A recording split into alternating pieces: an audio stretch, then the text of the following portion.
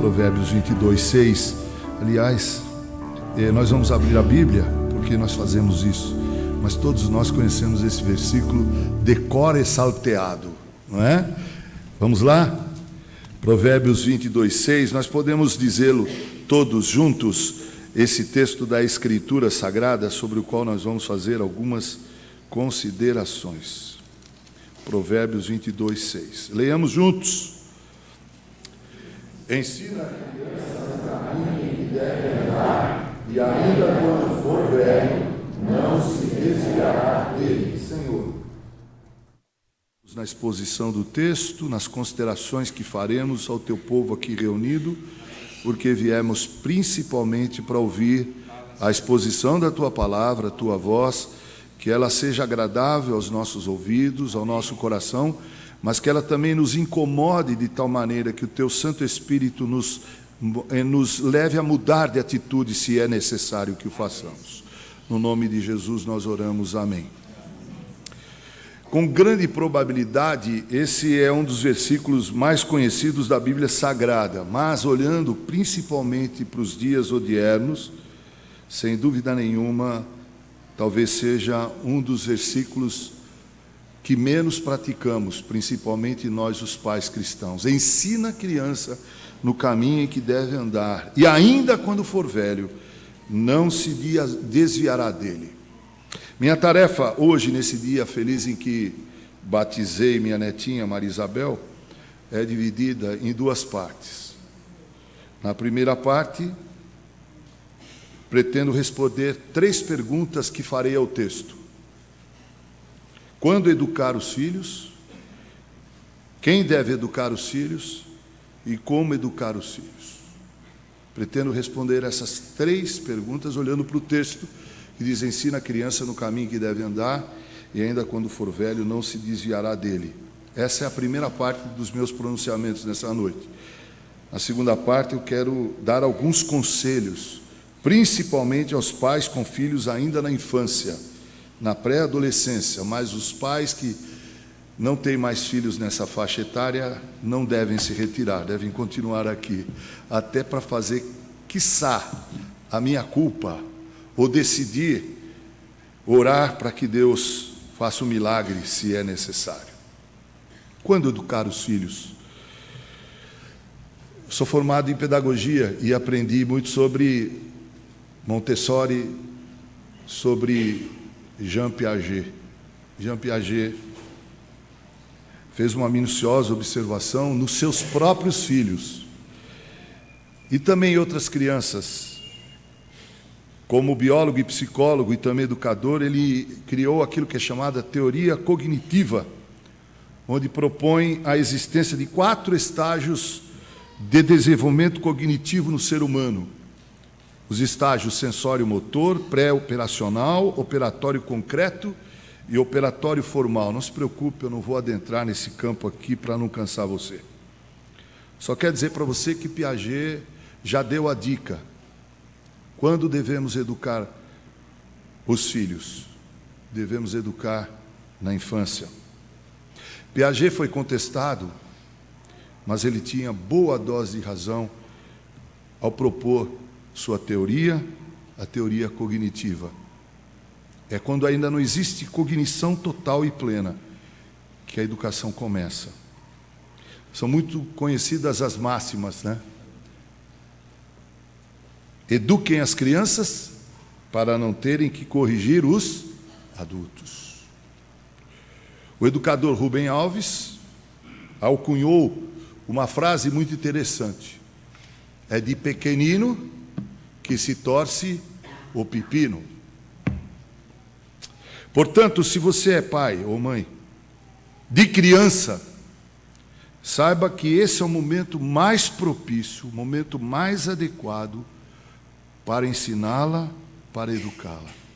Esse é o momento. Lembre-se de que são as crianças que são ensinadas e educadas pelos pais, e não o contrário. Filhos que gritam com seus pais. Hoje eu tive um exemplo disso no restaurante. Não sei por que cargas d'água. O casal deve até ser neto do casal, neta, começou a chorar bem alto no restaurante. O que é que acontece? Todo mundo olha. Eu quero dizer a vocês que eu tenho 3 filhos e que eles... Não me lembro, pelo menos, deles terem cometido esta loucura, porque a coisa ficava feia para o lado deles, com a mais absoluta certeza. Filhos que gritam com seus pais como crianças pequenas, precisam ser silenciadas com severidade. Talvez esse meu discurso não seja muito simpático, mas também não estou muito preocupado com simpatia, não. Estou preocupado com a verdade. Amém. Ainda mais se nós observarmos o estágio em que anda a nossa sociedade. Filhos que agridem seus pais, até fisicamente, precisam ser disciplinados com igualdade, com severidade igual.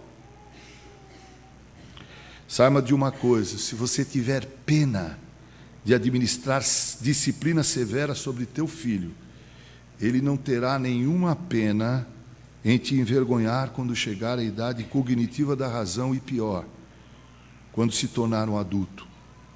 Provérbios 10:1 diz: o filho sábio dá alegria ao pai, o filho tolo dá tristeza à mãe. Aos pais que já têm filhos para lá de adolescentes, porque a adolescência, na verdade, vai até os 21, 22 anos, né? Mas que já tem filhos que passaram dessa faixa etária e são adultos, o que é que eu posso dizer?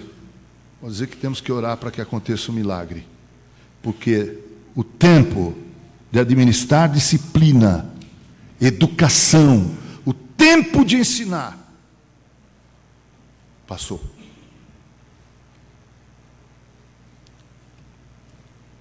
Ensina a criança. Ensina a criança. Mas quem é que deve ensinar a criança? Quem é que deve educar a criança? Seria a igreja? Ou a escola formal? Ou a babá? Ou a creche?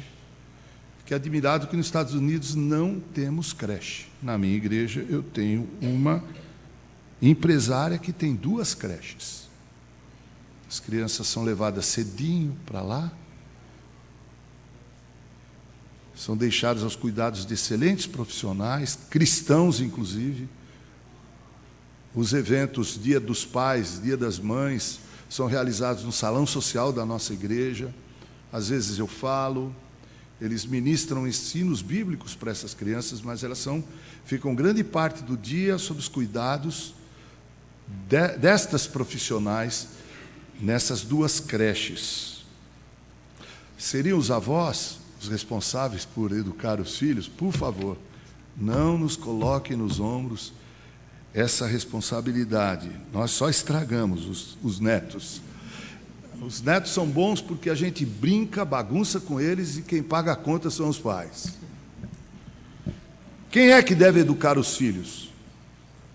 A resposta é óbvia. São os pais.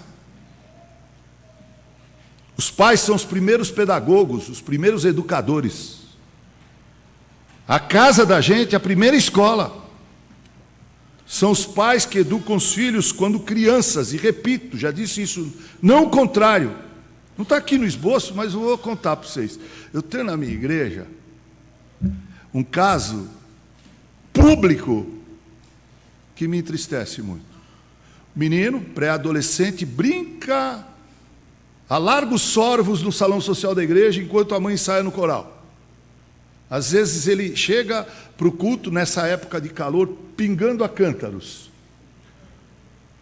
Eles entram e lá nós começamos o culto às 7h em ponto. Meu primeiro sermão que eu preguei na igreja, lá eu dei 3 presentes para a igreja. Uma Bíblia para ensinar que nós somos uma igreja que trabalha com a espiritualidade da Bíblia. Uma agenda que trabalha com uma vida de responsabilidade com a eclesia. E um relógio que está pendurado até hoje lá, para ensinar que nós temos hora para começar o culto. 7h começamos o culto.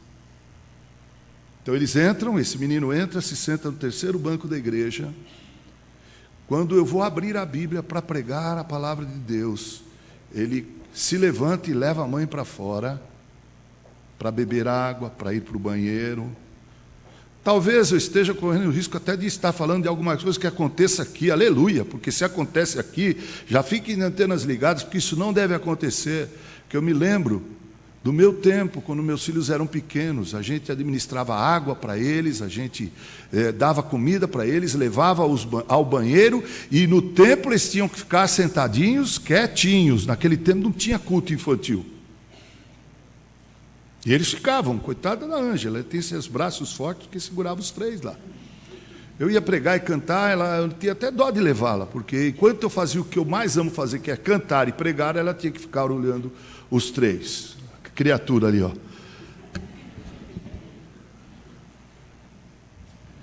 Eu estou falando aqui com a autoridade do Espírito Santo e com a autoridade no testemunho da minha vida. Eu tenho familiares aqui que sabem que tudo que eu estou falando é verdade. Eu falo com base na Bíblia e na minha experiência de vida. Eu tenho membros aqui da igreja que eu fui pastor.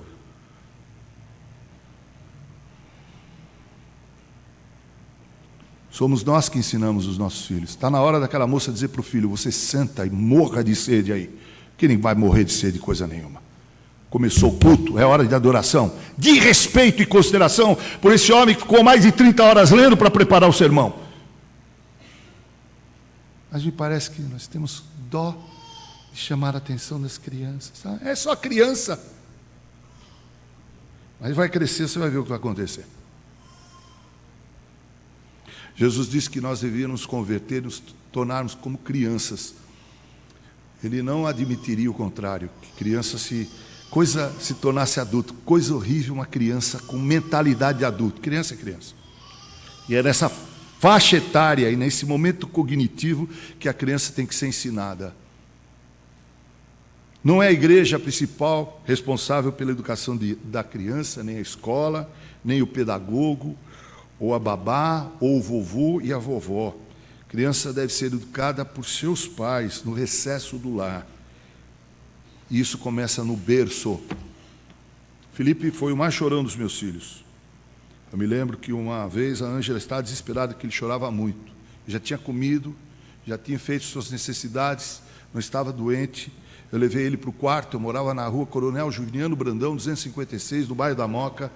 Eu subi para o quarto, me deitei ao lado dele e eu fiquei deixando ele chorar do meu ouvido, e daqui a pouco eu acordei, ele estava dormindo, eu também estava dormindo, a Ângela entrou no quarto, não havia choro e nada.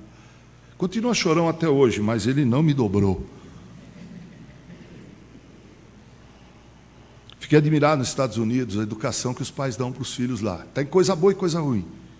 Mas uma das coisas boas eu vi numa família cujos filhos, o Levi e a Harper, estudavam com o Gabriel. Gabriel, vocês sabem do que eu estou falando. Os pais colocavam aqueles filhos para dormir às 8 horas da noite. Que horas dorme, vai para a cama seu filho pré-adolescente? Que hora? Hã? Que hora ele tem que levantar para ir para a escola? Eu já fui professor. Tinha um aluno chamado Wilson que de segunda-feira eu deixava ele dormir na primeira carteira da classe. Aqui na cidade antiga, a cidade dos meninos, El Shaddai, né? Deixa ele dormir que é melhor, ele não atrapalha a classe. Ele ficava até de madrugada na internet. Mas lá nos Estados Unidos, eu me lembro, a Ângela lembra disso, as crianças iam a pulso. Ah, nós não temos sono, vai achar sono. Não chega. E chegava. Por outro lado, a gente via um menino indiano chamado Hansa. A Ângela está rindo. O Hansa era um terror. Ele ficava até de madrugada no condomínio lá em New Hampshire, onde o César e a Juliana, eles moraram. E ele tinha o péssimo hábito de entrar na casa da gente sem bater na porta. E na casa de um americano isso é perigoso, porque todo mundo tem arma na casa de um americano, sabia? Lá é livre, é diferente aqui. Mas as crianças americanas não. De crianças, de pequenas, aprendiam alguns códigos importantes. Mas há algumas coisas lá que eu também não gostei não, porque qualquer sociedade sem Deus pode ter coisas boas, mas também tem coisas ruins. Só a sociedade onde Deus é totalmente temido se aproxima da perfeição. As crianças choram quando querem comer. Então, o que nós fazemos com elas? Nós damos para elas a comida. Uma mãe reclamou ao pediatra que o filho chorava muito. O pediatra disse: bem, mãe, se seu filho comeu, se ele está bem alimentado, se não há nenhum problema de saúde com ele, pode deixá-lo chorar. Sou pediatra há muitos anos e não vi nenhuma criança morrer de tanto chorar. O problema aqui que eu quero apontar é que muitos pais não têm paciência para educar os filhos. Fazer filhos é saboroso, é gostoso. Sabem do que eu estou falando, não é?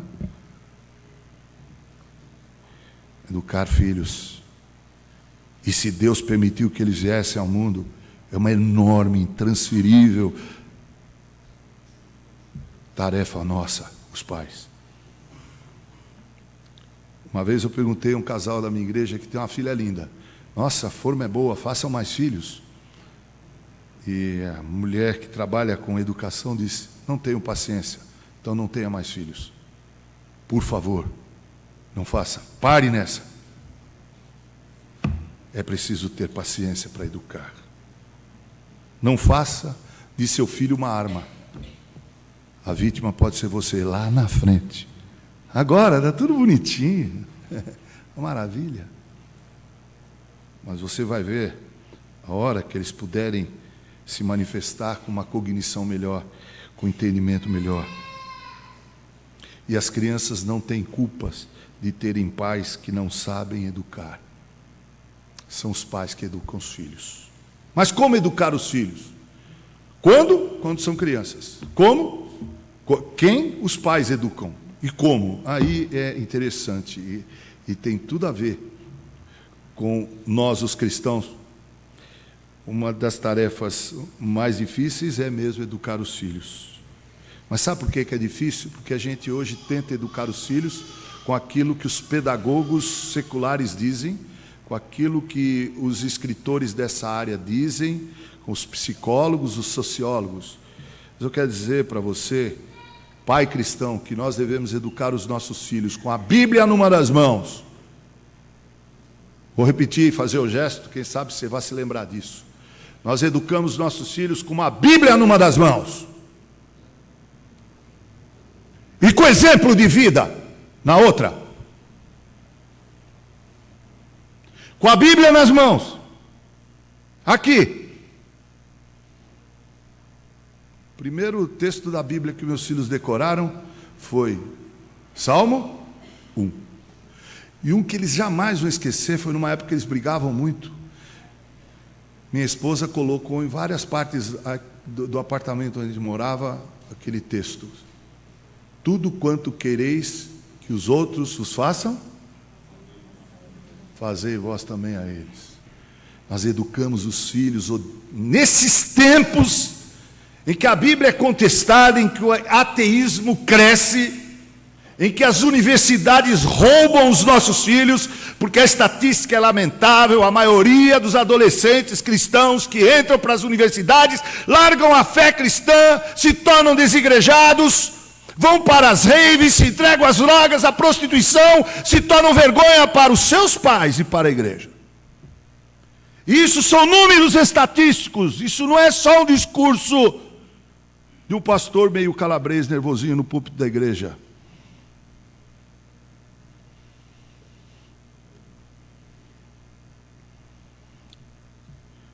Não espere que a igreja ensine tudo para os seus filhos, em termos de Bíblia.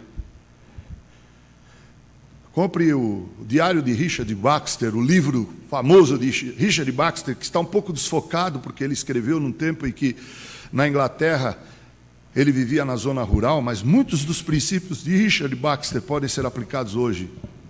É em casa que nós aprendemos a Bíblia.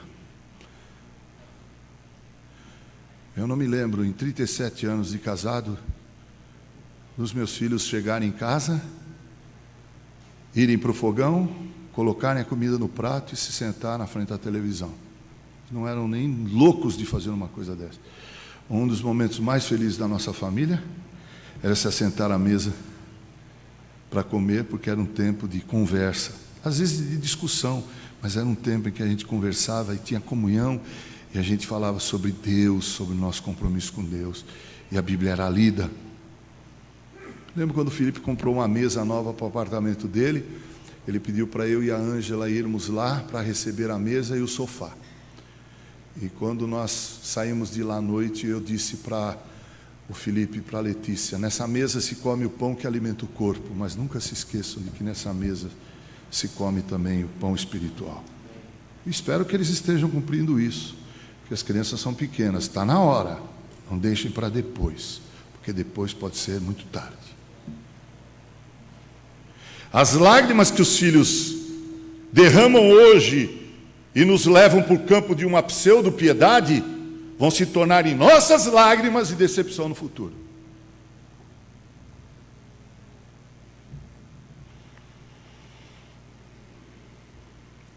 Devemos educar os nossos filhos com o nosso exemplo de vida piedosa. A maioria dos pais não levam a igreja a sério, os pais cristãos. Como pastor, eu fico tão triste. Como eu fico triste em ver pais que já não são mais alunos de escola bíblica dominical, que vão no culto quando o time de futebol não joga,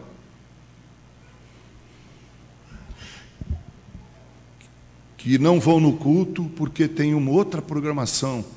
Hoje pela manhã, meu discurso apelativo à igreja foi: lembremos-nos que, depois da ressurreição de Jesus, os cristãos passaram a guardar o primeiro domingo como o dia do Senhor. É lamentável que os cristãos de hoje estão fazendo do domingo mais um domingo para si mesmo, ao invés de santificá-lo para Deus. E pais cristãos que fazem isso estão deseducando os seus filhos, porque estão aplicando a temática: faço o que eu falo, mas não faço o que eu faço. Alguns pais obrigam os seus filhos a ir para a igreja, mas eles mesmos não têm nenhum compromisso. Bem, meus irmãos, quando é que educamos? Quando são crianças. Quando educamos? É o tempo. Quem é que educa? O pai e a mãe. A família é o centro onde nós aprendemos os princípios mais elementares do relacionamento humano, da higiene pessoal, do respeito à hierarquia. Você vê filho que não respeita a professora, que não respeita pastor. Aliás, deixa eu dizer uma coisa, o Toniel vai me agradecer de eu dizer isso aqui. A gente sabe muitas vezes o que os filhos pensam, os pais pensam a nosso respeito pela atitude de alguns filhos com a gente. Tem o caso da minha igreja lá, já que eu citei um não tão bonito, né? Vou citar um lindo, a Ana Júlia. Ela corre várias crianças, mas ela é de uma especialidade, até a avó dela tem um pouco de ciúmes de mim. Ela corre, me abraça e me beija. Um dia desse ela me abraçou e me beijou. Quando ela chegou na casa dela, ela disse para o pai, o Márcio, e para a mãe Elaine: estou com o cheirinho do meu pastor. Coisa linda, gente. Devemos educar as crianças no tempo em que elas podem ser educadas. Somos os pais, nós os pais, que fazemos isso. E com a Bíblia numa das mãos e com o exemplo de vida na outra mão. Não devemos transferir a educação dos nossos filhos para ninguém. Em um dos meus livros eu coloquei uma história linda a respeito de exemplo. Uma mãe foi visitar um filho na República, onde ele morava, na universidade em que estudava. Quando ela entrou na sala, ela viu na parede várias fotos de mulheres seminuas. Aquilo entristeceu o coração da mãe, que era cristã virtuosa. Ela foi triste para sua casa, voltou triste para sua casa. Ela queria dizer alguma coisa, mas ela pensou: eu visito tão pouco meu filho, ele está aqui estudando, chegar aqui, ficar dando sermão no meu filho, ele já é um adulto, como fazer isso? Pediu sabedoria para Deus. Então ela fez o seguinte: ela foi até um artista plástico e mandou com que ele pintasse um retrato dela. Embrulhou e mandou para ele. Passaram alguns meses, ela foi visitá-lo. Quando ela entrou na sala, só havia o quadro da mãe naquela parede. Ele havia tirado todos os outros quadros. ele raciocinou: minha mãe é tão santa que ela não pode dividir esse espaço com essas mulheres. Mas há exemplos negativos, como aquele do pastor que viu a menina mentindo e foi corrigir a menina, e a menina disse para o pastor: mas pastor, não sei por que o senhor está falando isso para mim. Às vezes as irmãs da igreja ligam lá em casa para falar para minha mãe, eu falo: mamãe, fulana quer falar com você, e ela faz o gesto, diz que eu não estou. Eu sei de um caso, minha mãe me contava sempre, de que uma vez ligaram para a Nora, amiga dela de Marília, e ela disse para a filha: diz que eu não estou. A menina disse: minha mãe disse que não está. O rei Davi foi um bom rei, mas um péssimo pai, leniente, tolo. O mesmo Eli, o sacerdote, o mesmo, por incrível que pareça, Samuel. Nós precisamos reverter o quadro, meus irmãos. Vivemos em tempos muito difíceis. Quando devemos ensinar nossos filhos? Quando são crianças. Quem deve ensinar nossos filhos? Nós, os pais. Como? Com a Bíblia numa das mãos e com o exemplo de vida piedosa em outras mãos. Passo a segunda parte daquilo que eu havia prometido para vocês. Conselhos práticos. Veja como Deus trata seus filhos e faça o mesmo com os seus filhos.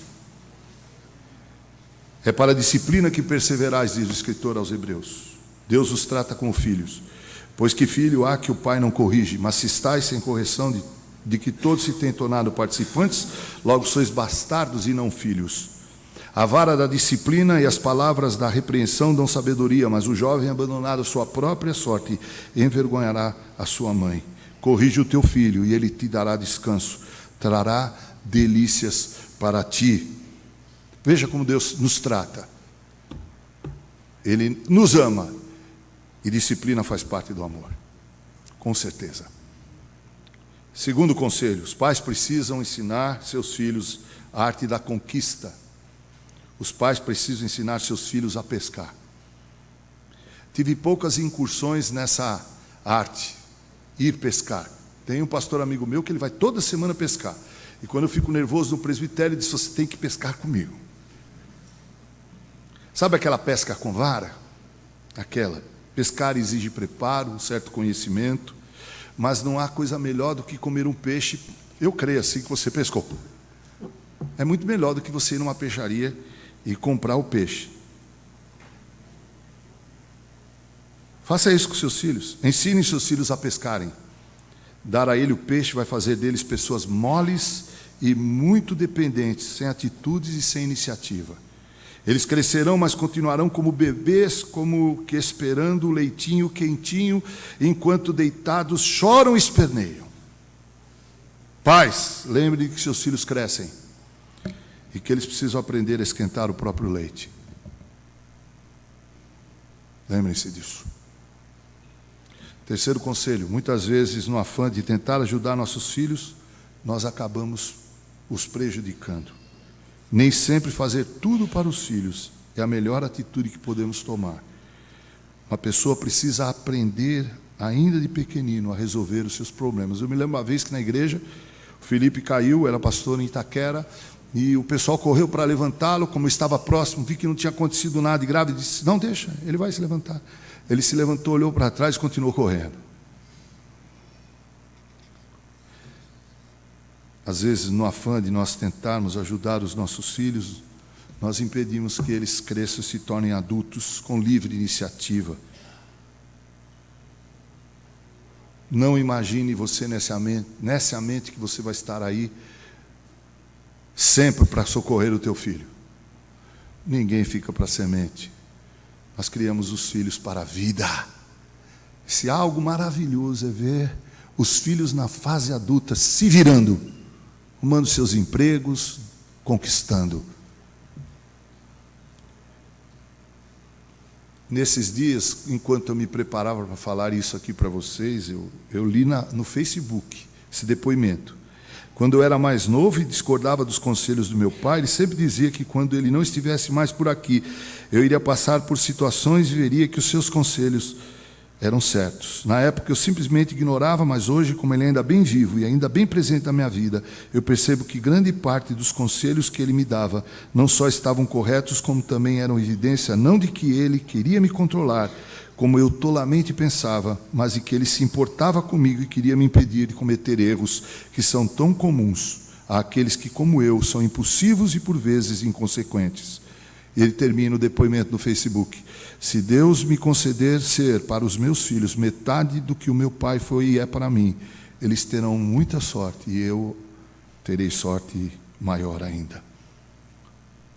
Outro conselho: não dê tudo ao seu filho, ensine-o a viver com o necessário. Precisamos nos livrar do consumismo. Alguém já disse com boa dose de razão que o consumista é aquele que compra com dinheiro que não tem, aquilo de que não precisa, só para impressionar as pessoas que não conhecem. A ostentação é uma forma sutil de pecado. Às vezes eu vejo tanto, até eu ostentei. Confesso meu pecado. Resolvi não pecar mais. Já vi tantas fotos no Facebook que não passam de mera ostentação. E eu me lembrei que ostentei. Eu fiquei tão triste, resolvi não fazer mais isso. A ostentação é uma forma sutil de pecado.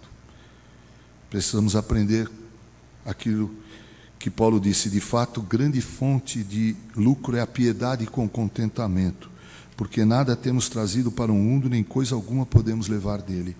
Tendo sustento com que nos vestir, estejamos contentes. Você pensa isso todo dia? Não. Talvez você seja um workaholic, alguém que adora o trabalho. Ora, os que querem ficar ricos caem em tentação e cilada, e em muitas concupiscências insensatas e perniciosas, as quais afogam os homens na ruína e perdição, porque o amor do dinheiro é a raiz de todos os males. E alguns nessa cobiça se desviaram da fé, e a si mesmos se atormentaram com muitas dores. E nada adianta seu filho falar 3 línguas, se ele não sabe se comunicar com a maior e mais notável de todas as línguas, o amor. Ah, meu filho fala francês, oui, s'il vous plaît, monsieur, madame. Ah, ele fala inglês. How are you? I'm fine.